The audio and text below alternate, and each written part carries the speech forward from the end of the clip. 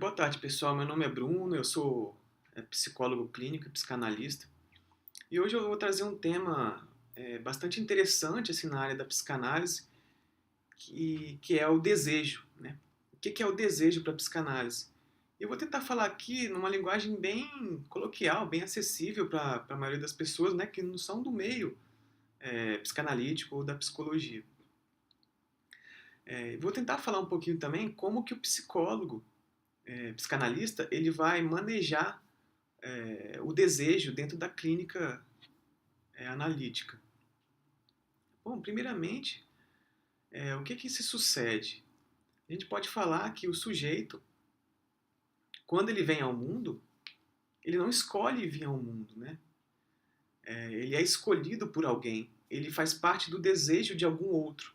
É o dos pais, né? Que desejaram aquela criança, ou aquela criança veio em um momento de surpresa, ou não planejado. Mas, de qualquer forma, essa criança ela é fruto do desejo de um outro, né? Então, quando essa criança ela está no ventre materno, esse outro, ao conversar com ela, ao falar com ela, ao emitir significantes, né? Esse outro vai moldando esse, digamos, esse pedaço de carne que ainda não se tornou sujeito, né? E como que esse sujeito é moldado? Ele é moldado a partir da fala, né? Das palavras desse outro, desse pai, dessa mãe ou desse cuidador. Quando essa criança nasce, ela nasce carregada de muitos ideais, né? Ideais projetados em cima dessa criança, né? Ah, meu filho vai ser isso, vai ser aquilo, vai ser um advogado, vai ser um engenheiro, um médico, ele vai ser assim, vai ser assado. E essa criança vai escutar isso e vai começar a internalizar esse desejo que não é dela, né? É um desejo que é do outro. Ao longo do desenvolvimento dessa criança, ela vai inconscientemente se perguntar o seguinte: qual é o meu lugar no desejo desse outro? O que eu estou fazendo aqui? O que eu estou fazendo da minha vida? O que esse outro quer de mim? E ao tentar fazer essa pergunta, essa criança, esse adolescente, até mesmo esse adulto, né, vai começar a tentar responder às expectativas desse outro.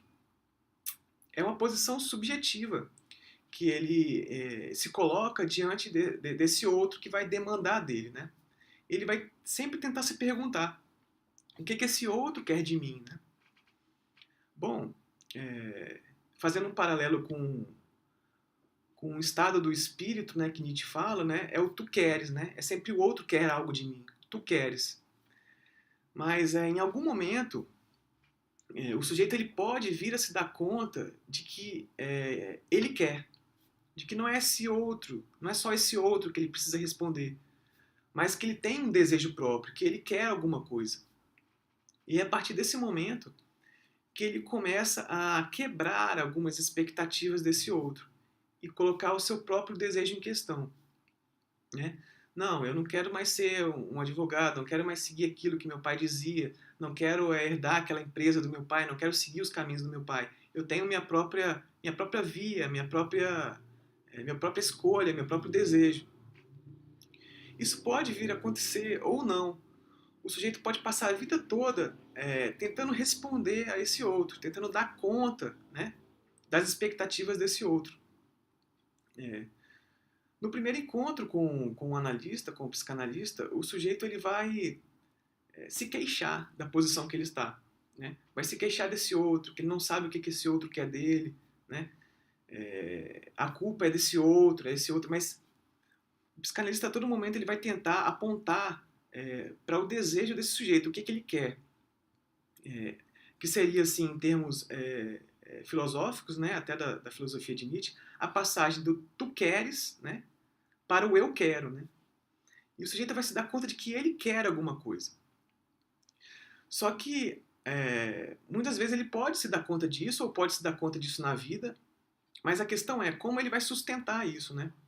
Porque na medida que ele está tentando responder à expectativa do outro, Talvez o outro esteja dando algum suporte, talvez ele esteja numa posição de conforto, talvez ele esteja numa posição de gozo, onde ele está satisfeito ali, ou não está satisfeito, ele está ali, naquele jogo, com o outro. Mas quando ele se dá conta de que ele tem um desejo, só ele pode sustentar isso, só ele pode seguir em frente e levar adiante o que ele quer, né? E a partir dessa, digamos, da interiorização digamos, desse insight, eu quero, o sujeito passa por uma atitude mais criativa. No sentido, bom, eu desejo alguma coisa, agora como que eu vou colocar isso em prática? Porque ele passou a vida inteira tentando responder à demanda desse outro, né? E agora, tomando um pouco de consciência do próprio desejo, como que ele se direciona na vida a partir do seu desejo, porque não é fácil. Não é fácil ele quebrar as expectativas desse outro, não é fácil ele se direcionar para um caminho que talvez ninguém esteja esperando dele, né? Um caminho singular, um caminho que ele resolveu trilhar. Então, esse é um pequeno aspecto clínico do desejo, de como o analista vai trabalhar isso e vai apontar para o desejo desse sujeito. Pode ser que na vida, né, o sujeito mude de posição subjetiva, mas isso é muito, muito difícil, né? O sujeito fica ali agarrado a esse outro. Mas no encontro com o analista, essa questão do desejo vai ser uma das principais coisas da análise, né? A posição que ele se encontra diante do outro, diante do desejo desse outro, vai ser analisada. E como que ele pode se direcionar a partir de uma, digamos, de uma nova contingência na vida, que é a partir do seu próprio desejo. Muito obrigado e até a próxima Pitadas Clínicas.